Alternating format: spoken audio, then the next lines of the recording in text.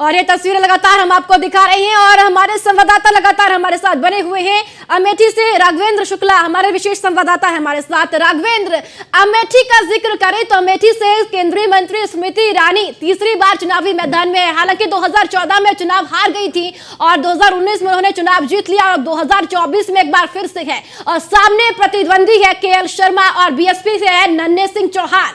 कितना मुकाबला दिलचस्प हो रहा है, केएल शर्मा की पकड़ कितनी चुनावी मैदान में नजर आ रही है, साथ ही साथ बीएसपी का जो उम्मीदवार है उनके लिए कहा जाता है कि उनकी जो पकड़ है वो पिछड़ा वोट बैंक में ज्यादा मानी जाती है। तो इस बार का जो मुकाबला है क्या त्रिकोणीय नजर आ रहा है अमेठी में इस बार?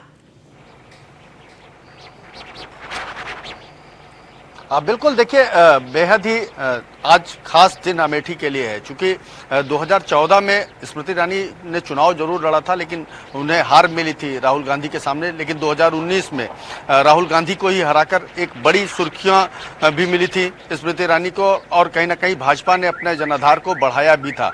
क्योंकि 2024 का इस वक्त का चुनाव है और स्मृति ईरानी के सामने गठबंधन से केएल शर्मा है, कांग्रेस के उम्मीदवार हैं, और वहीं बहुजन समाज पार्टी से नन्हे सिंह चौहान है। तो कुल मिलाकर ये तीनों ही अपने आप में बड़ी भूमिका रखते हैं अपनी पार्टी की तरफ से। क्या कुछ खास अमेठी वासी समझते हैं, किस तरह से लोग यहाँ के माहौल को देखते हैं, हम समझते हैं हमारे स्थानीय संवाददाता हंसराज जी से। हंसराज जी, किस तरह से लग रहा है अमेठी का आखिर जो सियासी मिजाज है वो क्या लग रहा है? क्योंकि एक तरफ पारा बढ़ता जा रहा है, 30 के आसपास का टेम्परेचर है, तेज धूप हो रही है। स्मृति ईरानी को 8 बजे निकलना था वोटिंग करने के लिए, 8 के ऊपर का समय हो चुका, बताया जा रहा है कि 9 बजे निकलेंगी आप अपने आवास से। क्या लगता है किस तरह का सियासी समीकरण, किस तरह से लोग यहाँ पर वोट कर रहे हैं और आखिर क्या मुद्दे हैं अमेठी के? देखिए, अगर हम बात करते हैं अमेठी की तो अमेठी में जिस तरह से गर्मी का माहौल है, लेकिन इतनी गर्मी होने के बावजूद भी लोग अपने घरों से निकल रहे हैं और कहीं ना कहीं वोट के प्रति जो है उस लोगों में उत्साह भी दिख रहा है।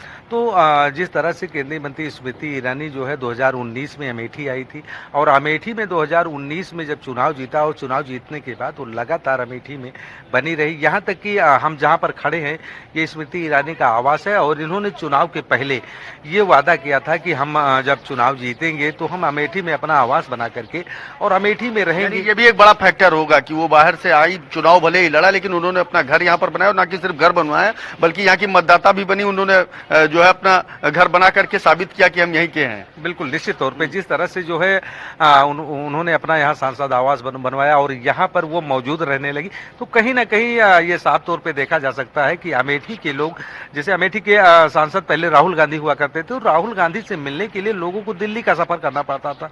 अब सांसद जो कि स्मृति ईरानी है, तो स्मृति ईरानी ने अपना वादा भी पूरा किया है अमेठी के लोगों से और अपना आवास बनवाया, तो अमेठी में वो रहने रोकेंगे और दिखाएंगे ये तस्वीर। चूंकि ये बड़ी ही खास बात हंसराज जी ने कही। देखिए, ये घर है हमारे ठीक पीछे, घर देखिए, ये स्मृति ईरानी का आवास है।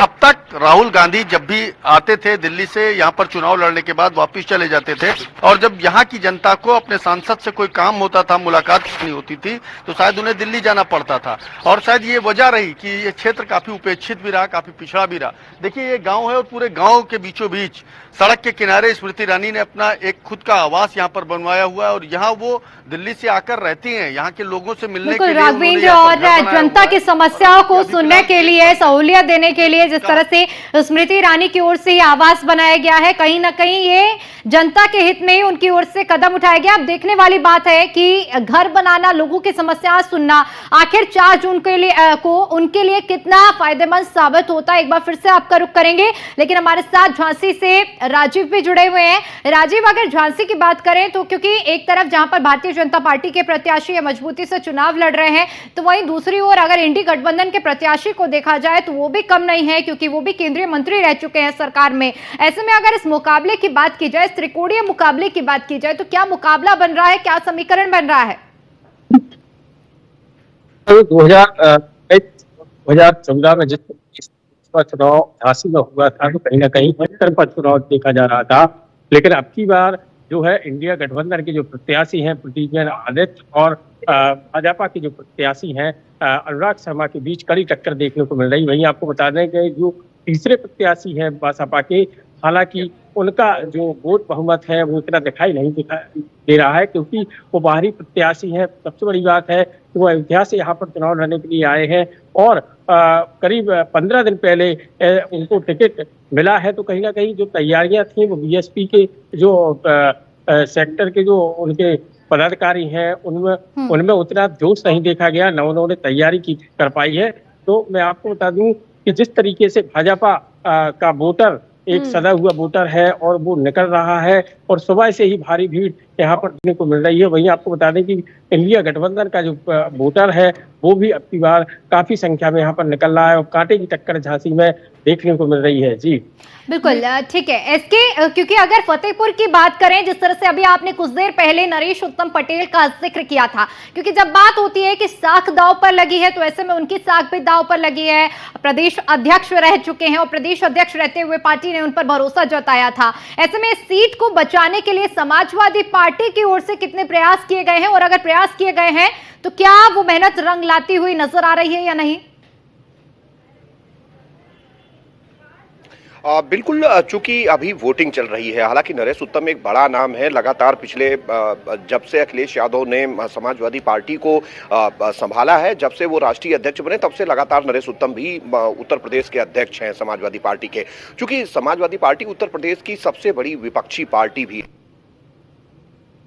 तो कहीं ना कहीं इसका फायदा निश्चित तौर पर दोनों दलों को मिलेगा। हालांकि नरेश उत्तम लगातार यहां पर प्रचार करते हुए नजर आए थे, हमने वो तस्वीरें भी अपने दर्शकों को दिखाई थी, और उसके अलावा अखिलेश यादव भी यहां आकर प्रचार कर चुके हैं। क्योंकि वोटर्स निश्चित तौर पर बड़ी संख्या में, सुबह का समय है, निकल भी रहे हैं, वोटिंग भी सामान्य तौर पर चल रही है। नरेश उत्तम भी लगातार बूथ बाई बूथ अलग अलग जाकर लोगों से मिल रहे हैं, अपील भी कर रहे हैं कि आप निकलें और मतदान करें। हालांकि उनके सामने बड़ा नाम है साध्वी निरंजन ज्योति का, जो भारतीय जनता पार्टी की लगातार 2 बार सांसद रह चुकी हैं, उसके अलावा केंद्रीय मंत्री हैं, और एक बड़ा कहीं ना कहीं उनका नाम है। और जिस तरीके से वो कहीं ना कहीं जानी जाती हैं, तो निश्चित तौर पर फाइट दोनों प्रत्याशियों के बीच में है। एक तरफ जहां समाजवादी पार्टी के पूर्व प्रदेश अध्यक्ष हैं, तो दूसरी तरफ साध्वी निरंजन ज्योति जैसा बड़ा नाम है। जो निश्चित तौर पर दोनों तरफ से तैयारी पूरी की जा चुकी हैं। जहां अखिलेश यादव भी यहां रैली कर चुके हैं, उसके अलावा मुख्यमंत्री योगी आदित्यनाथ भी यहां पर आकर रैलियां कर चुके हैं। तो सीधे तौर पर दोनों दलों की तरफ से अपनी अपनी तैयारियां पूरी कर ली हैं। चूंकि मतदान का दिन है और लगातार मतदान चल रहा है, आप देख सकते हैं कि वोटर्स लगातार यहां पर पहुंच रहे हैं, बड़ी संख्या में पहुंच रहे हैं। चूंकि सुबह सुबह वोटर्स कोशिश कर रहे हैं कि वोट कर दें ताकि गर्मी से भी बच सकें। तो निश्चित तौर पर लगातार जो मतदाता हैं वो यहां पर आ रहे हैं, अपने मताधिकार का प्रयोग कर रहे हैं। काफी लंबी लाइनें मेरे पीछे आप देख सकते हैं लगी हुई हैं, और अलग अलग जो मतदान बूथ हैं उन मतदान वोटर्स भी हैं जो पहली बार अपना वोट कर रहे हैं, वो भी यहाँ पर पहुंच रहे हैं। निश्चित तौर पर अगर हम यहाँ हैं, निश्चित तौर पर अगर हम यहाँ की दूसरी चीजों को देखें तो दोनों प्रत्याशी फतेहपुर से नहीं है। जहां तक साध्वी निरंजन ज्योति का कि उनका वोट हमीरपुर में है, और जहां तक उनका सवाल है नरेश उत्तम का, तो उनका वोट भी कानपुर देहात में है। तो ऐसे में दोनों प्रत्याशी बाहर से जी बिल्कुल एसके बाजपेयी, आपके पीछे लंबी कतार मतदाताओं की देखने को इस वक्त मिल रही है। मुमकिन है तो बातचीत करने की कोशिश कीजिए मतदाताओं से कि क्या उनके जहन में इस बार मुद्दे हैं, क्या सोचकर इस बार मतदान केंद्र पहुंचे हैं अपने मताधिकार का प्रयोग करने के लिए। बिल्कुल, कि प्रशासन का निर्देश है कि मतदाता बाहर निकलने के बाद उनसे बात की जाए। तो जब यहाँ पर मतदाता बाहर निकलेंगे तो हम बात करने की कोशिश करेंगे। जो मतदाता लगातार अपने मताधिकार का प्रयोग करके आ रहे हैं उनसे हम जानने की कोशिश करेंगे। दादा, आपने वोट कर दिया है? बिल्कुल, आप देख सकते हैं कि लगातार जो यहाँ मतदाता है वो यहाँ पहुंच रहे हैं, और निश्चित तौर पर लगातार जो मतदाताओं की तरफ से वोट करने के काफी बड़ी संख्या में महिलाएं भी हैं जो वोट करके आ चुकी। वोट कर चुकी हैं आप? क्या मुद्दे देख रही हैं यहाँ क्षेत्र में, क्या मुद्दे हैं? भीड़ बहुत है। नहीं, क्या चीजें चाहती हैं कि जो आपका सांसद करे? अरे सब चीज चाहिए, हम क्या बताएं। बिल्कुल, यहाँ पर जो महिला मतदाता हैं वो भी निकली हैं, कह रही कि उनके घर के चलाने के लिए जो चीजें हैं वो जरूरी हैं, और कहीं न कहीं उसको लेकर वो वोट कर रही हैं। हालांकि वोटिंग लगातार जारी है, और वोट करने के बाद मतदाता यहाँ से निकल रहे हैं। हम कोशिश करेंगे कि जो और भी मतदाता यहाँ से निकलें, जो अपने मताधिकार का प्रयोग कर चुके हैं,